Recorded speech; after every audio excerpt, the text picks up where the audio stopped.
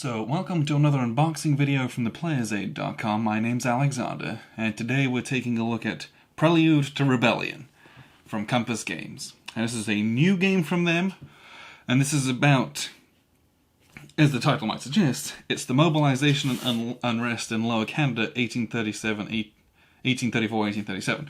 So it's not about the time when Canada actually gained their independence from the British Empire. It's about a time when they tried to, that was ultimately unsuccessful. But obviously that then sows the seeds for later on. So this is a two-player, card-driven game from Compass.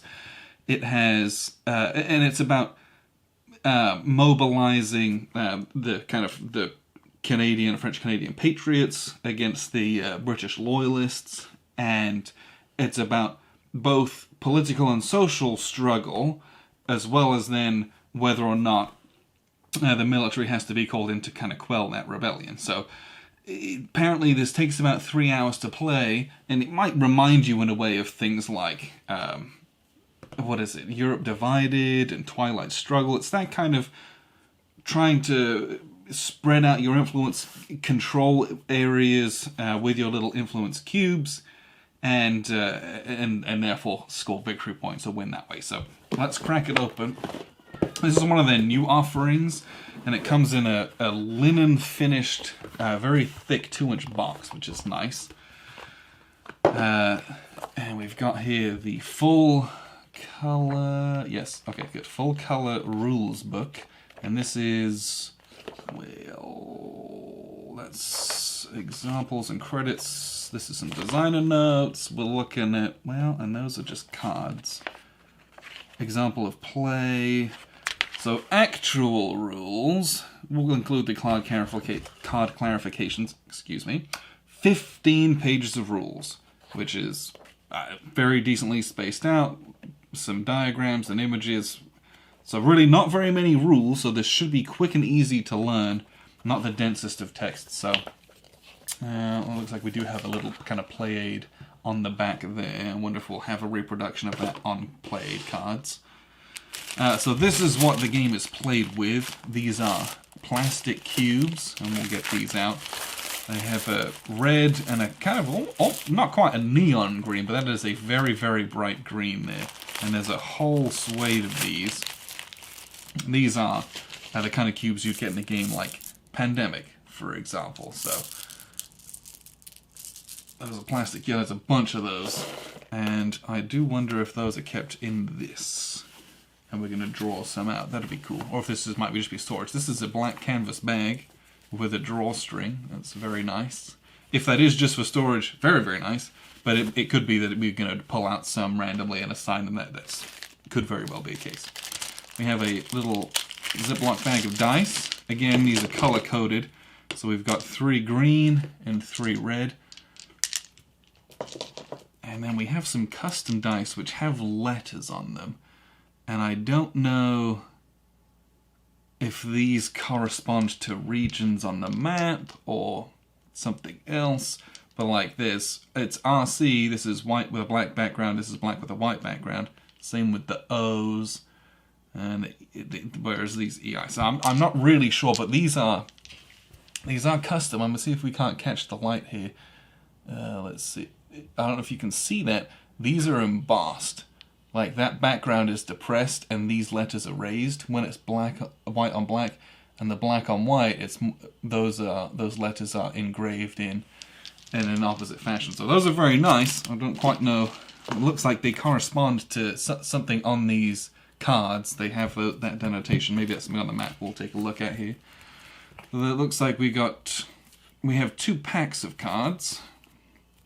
It doesn't look like we have 2 different decks. What I think it is this is going to be a deck that gets seeded.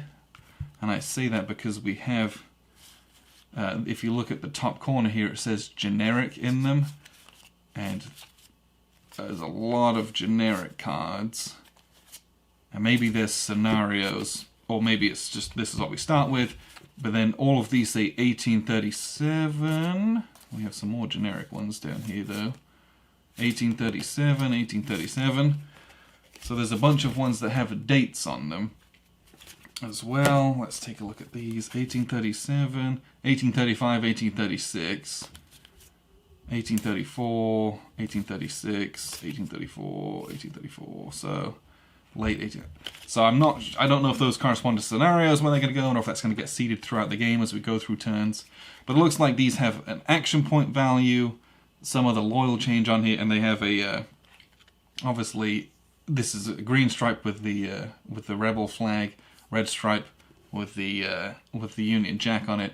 So these have like an allegiance to either side.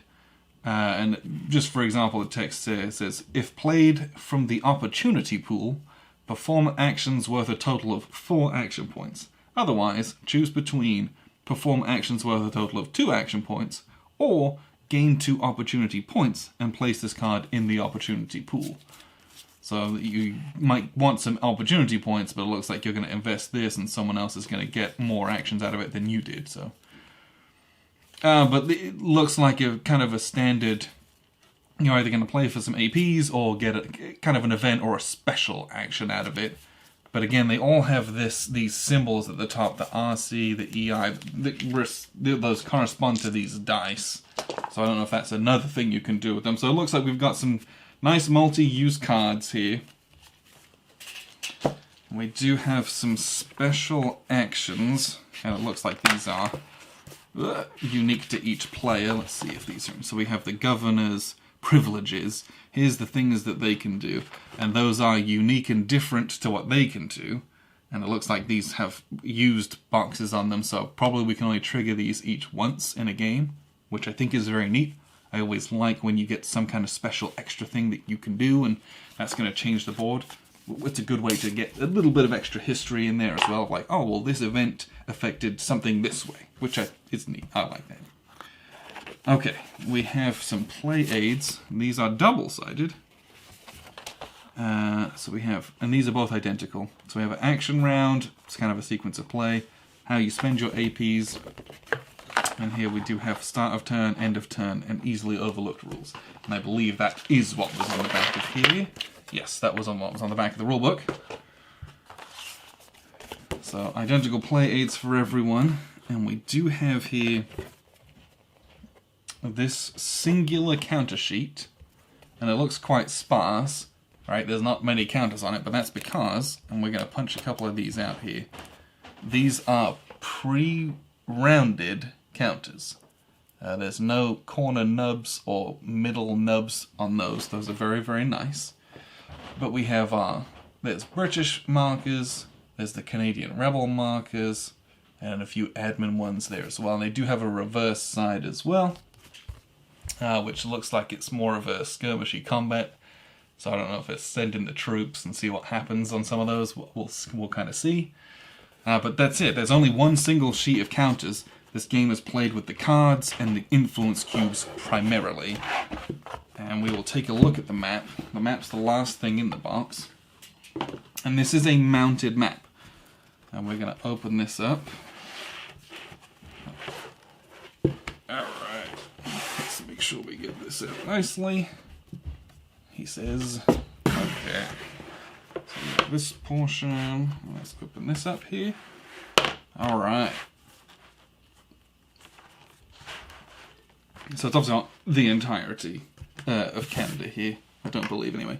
But we have, the board is divided up into kind of regions that you can see, but the background is kind of just a map.